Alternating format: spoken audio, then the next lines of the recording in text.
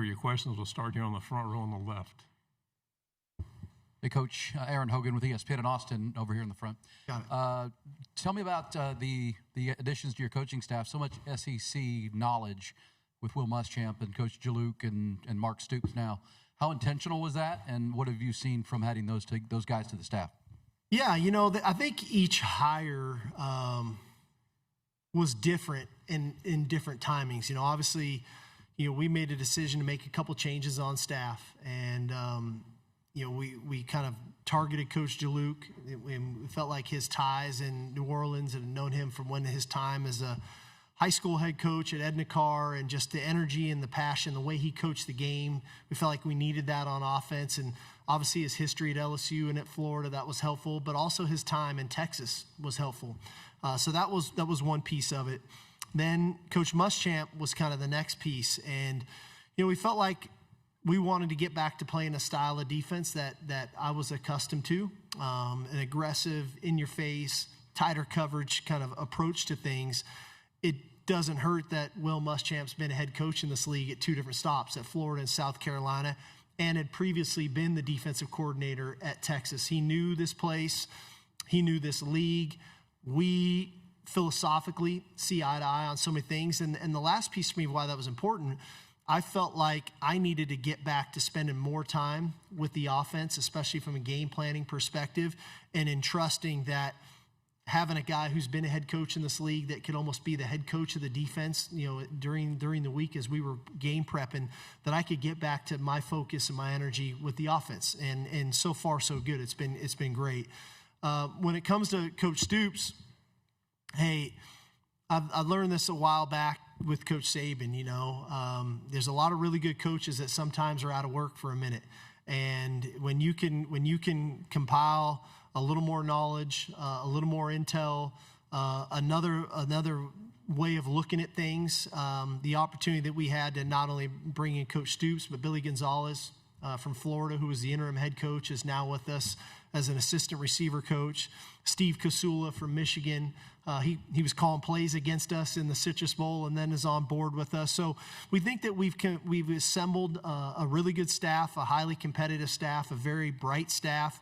One that's got a wealth of experience, but are really good teachers and really good connectors with our players. I'll say that about all these guys. Coach Jaluk, Coach Muschamp. It's great having Coach Gideon back as well.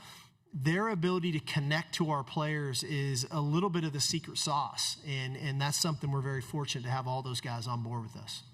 Front row. Michael Cobble, WBRZ TV in Baton Rouge. Just kind of dovetailing into that. You've been front and center to the evolution of Lane Kiffin, right? Like, what do you think of this latest iteration? And I missed the beginning. I couldn't quite hear. You've been front and center of the evolution of Lane Kiffin. Okay. What do you think of this latest iteration with him in Baton Rouge now, and how have you seen maybe him grow? Well, I think Lane's a really good coach. Everywhere he's been, there's been success. Obviously, the most recent success of what he's had at Ole Miss. He's always going to assemble a talented roster. He's always going to be creative. Whether it's through schemes, through recruiting, whatever that looks like, he does not look at things traditionally. He's always going to try to think outside the box to find a unique way to accomplish something. And so I expect him to continue to do that at LSU. Now he's got more resources. Now he's got more support, and so I think that's an opportunity for him to continue to grow on the path and the journey that he's on. I'm very proud of Lane. I know he's made a lot of changes personally. I'm really proud of him, and I think those personal changes have led to on-field success. I think there's a direct correlation to that, so I'm very happy for him. We'll go in the aisle and pass it back. Jerry Hamilton on Texas football. KJ Lacey got a lot of invaluable reps in the spring. How would you assess his spring, and where is he at in his development in terms of you guys' plan? Yeah, KJ is a guy that as we've gone through this with him, and I felt this way in high school, and as we've grown and gone, I hate comparing guys because it's never fair, but he's got a lot of qualities. He reminds me a lot of Bryce Young, and obviously a bit similar in stature, both natural passers, both very instinctual. Both are sneaky with their legs and can hurt you with their legs when they get there. And now it's the maturation process of understanding schematically and where do I play when I play so well off schedule, but yet play on schedule so that I can play off schedule if that makes sense. And so I think he's kind of learning that as we go. I felt like there were some moments in spring where he was fantastic. There were moments in spring where there were learning moments. I felt like as we've been on the grass with the guys now for the past, I think it's now 5 weeks or 6 weeks or so, whatever it's been this summer, I've seen the best version of KJ Lacey this summer. And that's encouraging to us that he took the stuff we wanted him to get better at from spring and apply it in the summer. And we've seen that. I think he'd be a dangerous guy if he got in the game because of his off-schedule stuff that he can do, but also his ability just to throw the ball in rhythm and in timing. He's a natural passer that way, and he's thrown a ton of passes. In high school, they threw a ton of balls, and so it's very comfortable and natural for him to do that. Fourth row on the aisle. Hey, Steve. Hank South on Texas football. Can you hear me? Okay. Yep, gotcha. Sorry. Kalen DeBoer talked about yesterday Bama making a jump in penalty yardage per game from 123 in the country to 17 from 24 to 25. Obviously, y'all were a little bit lower than the country last year. What have y'all? We were way lower, dude. 132. What have y'all emphasized in the spring and into the summer to correct that? And is there anything you focus on, whether live ball, pre-snap, or just what you guys do there? Yeah, I think one thing that we've evolved to is the players that, and there's, I believe this, if you want to be a disciplined team on the field, you need to be a disciplined team off the field. Okay, it starts off the field, and then it carries itself to on the field. And so we've restructured some things off the field discipline-wise, and Coach Beckton's very creative down there in the weight room with some of that discipline. But the one thing I think that we're doing that is resonating with the guys is the players taking accountability of that. And so when a player jumps off sides, for example, that whole position group kind of serving that punishment with him. Because that's what happens in a game, right? It's not, you don't jump off sides and that one player who jumped off sides moved back 5 yards. Everybody moves back 5 yards. It's 1st and 15 now. That changes. When you rough a quarterback, everybody gets a 15-yard penalty, the entire team. It's not just the individual. This is the ultimate team sport. So I think shifting kind of the punishment, if you want to call it, to where everybody feels the effect of it, I think that's had a real impact on us. And again, hey, I think as again, discipline, there's types of penalties that are bad penalties. Pre-snap penalties are bad penalties. Post-play penalties are bad penalties. There's some penalties that as a coach, you kind of need to live with a little bit. Like you can't expect to be a great run blocking team if you're not maybe playing through the echo of the whistle. So you've got to be able to live with some of that.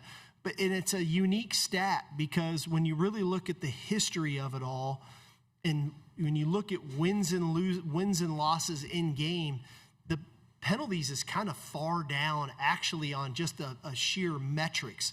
But when you look at a team in totality at the end of the year, I surely don't want to be 132nd in the country in penalties. Like that doesn't sit well with me. And that was the first thing I addressed when we got back together as a team in January. So I'm probably a little bit more bullish on it, more of perception of who we are as a program, because I do believe we're a disciplined team, but we surely didn't play like it last year. And we've got to be better, not because I think that there's a direct correlation to winning and losing, but that's the standard at the University of Texas. And so I think it'll help us win a few more games, honestly, if we do it that way. I don't know if it's going to be directly tied to each game, but I think if we play with more discipline that way, but all that starts, like you said, in the offseason. I think we're doing that. Third row and then pass it back to the middle. Yeah, Steve, Barry Trammell with the Tulsa World. Pete Golding was in here yesterday, and I talked about the coaches meeting with the CFP officials and how he was appalled when he heard that they don't really factor in home road results. They don't really they don't seem to care where you played the game. Is that what you heard, and what was your reaction if so? Yeah, that they don't take into account where the game took place. And the environment of that game of where you played. And so, for example, us playing at Georgia last year would have been the same as us playing Georgia at home. Like how difficult it might be to go play at another place. And I understand that's arbitrary. You know, how tough is DKR? How tough is Death Valley? Or how tough is Neyland? Or how tough is Kyle Field? That's up for debate, right? But some of that seems like it's a little bit of common sense. But again, it's not a factor as we heard it of metricing a strength of schedule in some fashion or form. Fourth row. Tyler Shaw with KBTX. At the end of the Lone Star Showdown last year, there was a video that played on the video board. It was a quote of Mike Elko saying this is the flagship program of the state in kind of a troll job way. What were your thoughts of kind of I was not happy about it. Rivalry moment? I was not happy about it. What have you seen from this rivalry so far? It's a hell of a rivalry. I'm fortunate to be part of it. I'm humbled. I'm honored. The great players, the great teams, the great coaches who have been part of this game, I respect it. And I respect the competition. In the last 2 years, those have been great games that have mattered. 2 years ago, the winner of that game goes to the SEC championship. Last year, we were fighting for what we felt like was our playoff lives. They were an undefeated team. So there were some great moments. But emotions run high in those games. We had a team that was trying to think about going to planting a flag 2 years ago, and I wouldn't let that happen. I respect the game of football, and I respect college football, and I respect the football gods. And there's a way to go about our business, and there's a way not. And so rivalries are great, but we got to be able to fight the emotions that come with the rivalry. And I think that's why we've had success in some of our rivalry games, whether it's A&M or OU or Arkansas. So I think we do a good job of managing our emotions. And so, but that's a real challenge when you get into games like that. Right side, second row. Hey, Coach. Rob Gregson, A to Z Sports. Given the way that the last two Ohio State games went and having them at home this year, is there an emphasis on getting a win in that game? Well, yeah. What else do you want to know? I mean, of course, right? I mean, they're a really good team. Coach Day is a fantastic coach. He's always got talented rosters. I think he continually finds ways to have a great staff around his players that they play at a high level. They've got belief.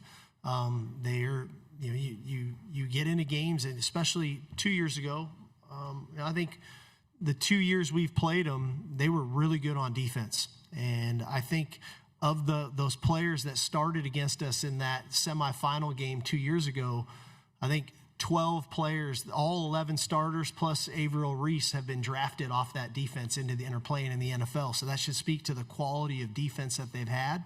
But they've had really good offensive players too. Travion Henderson's pretty good. Quinshawn Junkins is pretty good. Jeremiah Smith's pretty good. And so there's a balancing act of the culture that they have and the belief they have, the talent that they have, and then the schemes that they run. And so you've got to get yourself ready to play in games like that. And you need to be at your best when your best is needed. And we've had moments in both those games when we could have seized opportunities that could have changed the complexion of the game, and we didn't do it. And to come out on top this year, we're going to have to seize those moments when they present themselves. Final question. I know that's what you were probably looking for. I was just giving you a hard time. Sorry about that. Second row, last question. Yeah, hey, Coach. Evan Camico, News 9, Oklahoma City. Parker Livingston going from Texas to Oklahoma. What's it going to be like to see him on the sidelines on the opposite side of the Red River game? I mean, I hope we kick his ass. It's the Red River rivalry. You know what I mean? He chose to go there. He's on the other side. It's the way the game goes. If you've ever been, it's a hell of a game. It's epic. Pulling into the Cotton Bowl, the State Fair, the corn dogs, the turkey legs, split down the middle at the 50-yard line, both teams in the same tunnel. Like, at the end of the day, it's competition. After the game, I'm sure I'll give him a big hug. Before that, we're trying to beat his ass. That's the way it goes. Coach, thank you very much. Excellent. All right, y'all. Thank you.